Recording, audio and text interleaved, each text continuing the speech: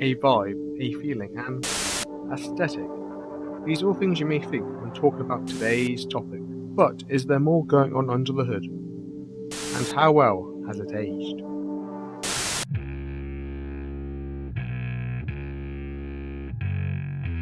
So, should you play Hotline Miami in the year 2022?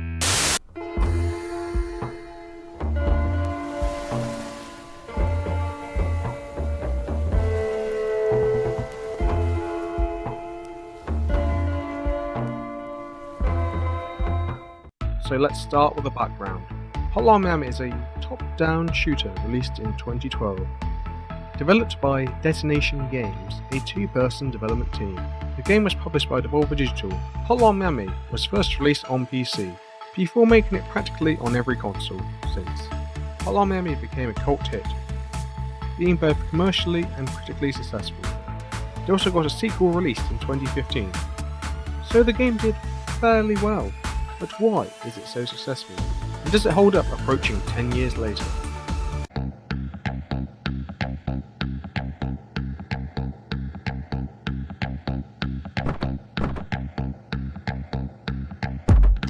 So, as mentioned earlier, Hotline Miami is a top-down shooter. The aim of the game in most circumstances is to clear the floor by killing everyone on that floor. But there are a few big caveats to that. One is everyone hits hard. In most cases, for you and your enemies, it's one shot, one kill. Occasionally when hit by a bullet you might survive, but it's fairly uncommon. The other big caveat is that you only get a checkpoint at the start of the floor, so you have to clear out a floor in one run without being hit. So, what tools do you have at your disposal to deal with this situation? Well, you've got the aforementioned guns, which is fairly simple. Pick up a gun, aim and shoot. You also have melee weapons, which is an instant kill. You can also use your fist to knock down enemies, but you have to do a follow-up attack to kill downed enemies. Another tool in your arsenal is that weapons can be thrown. Blunt weapons when thrown will down foes, but sharp weapons such as a knife will kill. Let's not forget the most important ability, knocking down people with a door.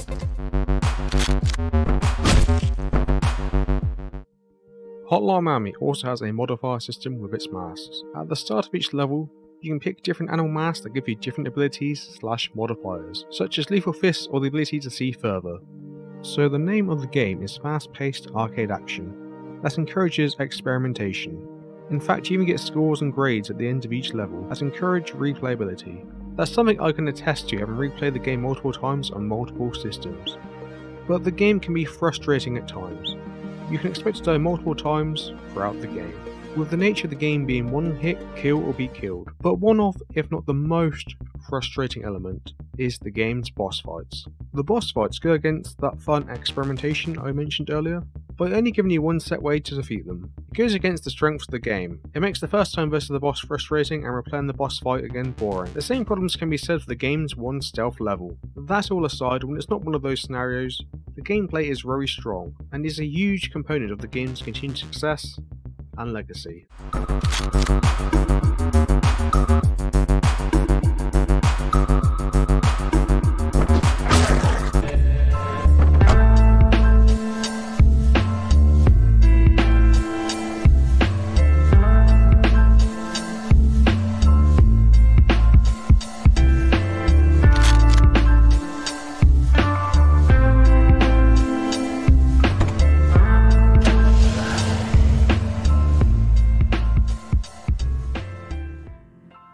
As I said earlier, the game's aesthetic is a huge part of what made the game a cult classic.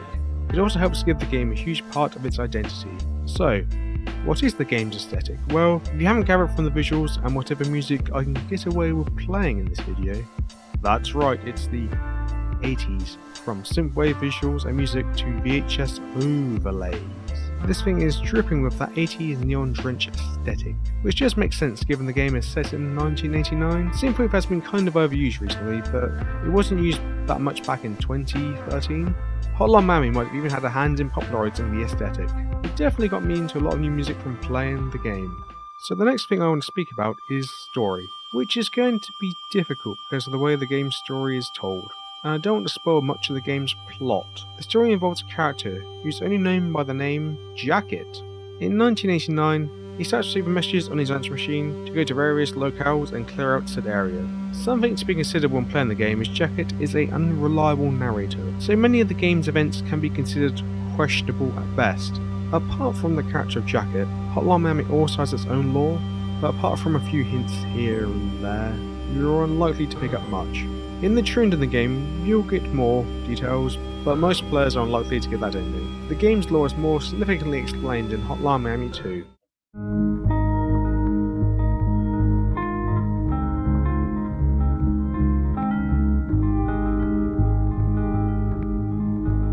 Speaking of Hotline Miami 2, it's worth talking briefly about the game, since I'm not going to do a full video on it and it's often bundled together anyway.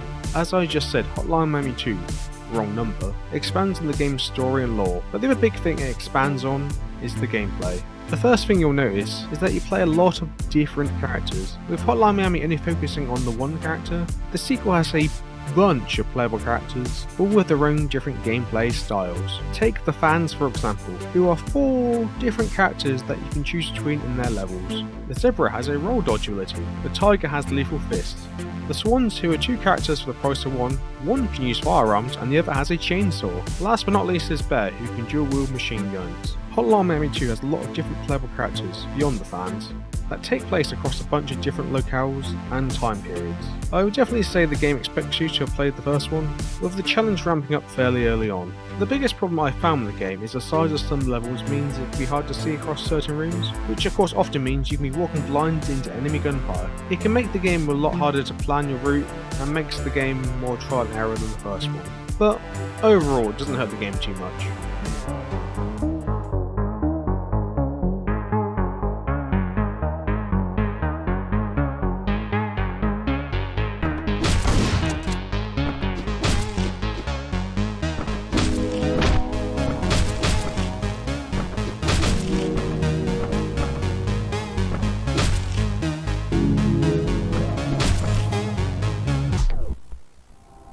So, should you play Hotline Miami? Well, if you want a top-down arcade shooter, tricked in 80s aesthetic, with a more interesting story and setting than you might imagine, then you should probably give it a go.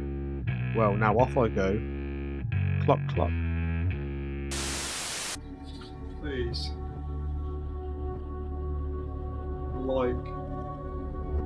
And subscribe.